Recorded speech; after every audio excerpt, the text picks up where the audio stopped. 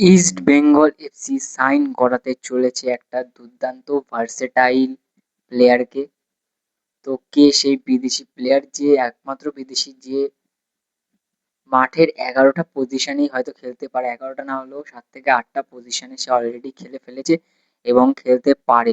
তো কে সেই বিদেশি?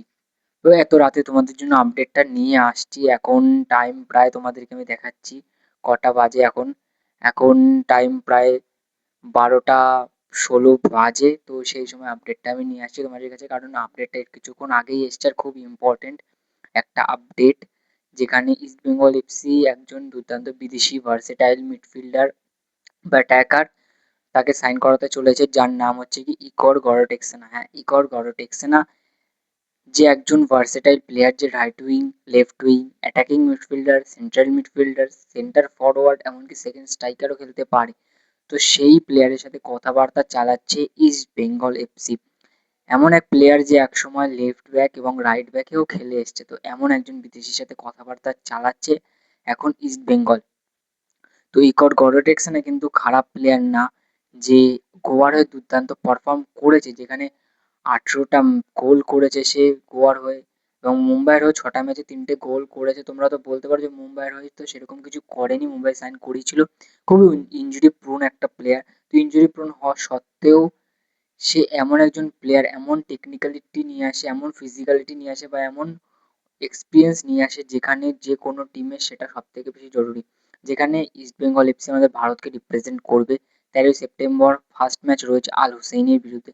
তার আগে যদি ইকর গডটেকসনের মতো একজন বিদেশি অ্যাটাকারকে সাইন করাতে পারে, যে অ্যাটাকে সব পজিশনে খেলতে পারে এবং সমান দক্ষতায় খেলতে পারে, তো সেটা ইস্ট বেঙ্গলের জন্য দুর্দান্ত সাইনিং হতে চলেছে। তার ইনজুরিটা একটু হয়, কিন্তু তার ইনজুরি ছাড়া যদি সে থাকে, তাকে আটকানো প্রায় অসম্ভব। যে একার দক্ষতায় অন্য টিমের ডিফেন্সের ঘুম ভাঙিয়ে দিতে পারে, যেটা আমরা গোয়াতে থাকতে দেখে এসেছি অলরেডি। তো ইকর গডটেকসনের সাইনিংটা কিন্তু খুবই ইন্টারেস্টিং হতে চলেছে এএফসি কাপের জন্য। তো তোমরা বলবে ইস্ট বেঙ্গল ফ্যান্সরা, যে ইস্ট বেঙ্গল এই সাইনিংটা করাচ্ছে, তোমরা এটাতে কতটা খুশি? তো ইকর গডটেকসনা কিন্তু দুর্দান্ত প্লেয়ার। তোমরা যদিও এটাতে মত না দাও, আমি কিন্তু এটাতে মত দেবো যে ১০০% ভালো সিদ্ধান্ত। দেখো, হাবাস বেঁচেছে ভাই, সেকে ইকর গডটেকসনাকে হাবাস যেখানে বেঁচেছে, সেখানে হাবাসের উপরে তো যাওয়া যায় না। আমরা জানি যে হাবাস কেমন প্লেয়ার আনে। ন্যাচোকে এনেছিল, ন্যাচোর ইনজুরি হয়ে গেছিল সেই জন্য। তাছাড়া হাবাস যা যা প্লেয়ার এনেছে আইএসএল এ সবাই ভালো খেলেছে, রয় কৃষ্ণা থেকে শুরু করে ডেভিড উইলিয়ামস, আরো বিভিন্ন যা প্লেয়ার এনেছে সবাই।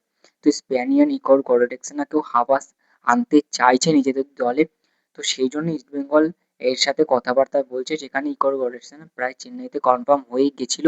তাও ইস্ট বেঙ্গল এফসি সেখান থেকে এসে এখন ইকর গডেরসনকে প্রায় সই করাতে চলেছে। তো তোমরা কমেন্টে অবশ্যই জানাবে যে ইকর গডেরসনের সাইনিংটা কেমন হতে চলে। তো তারপরে যদি আপডেট দিই, কালকে বলেছিলাম উইলমার জর্ডান গিল মুম্বাই এফসিতে সাইন করতে চলেছে। এখনো পর্যন্ত সাইনিং কমপ্লিট হয়নি বলেছিলাম কালকে। তো অফিসিয়াল অ্যানাউন্সমেন্ট চলে এসছে এখন।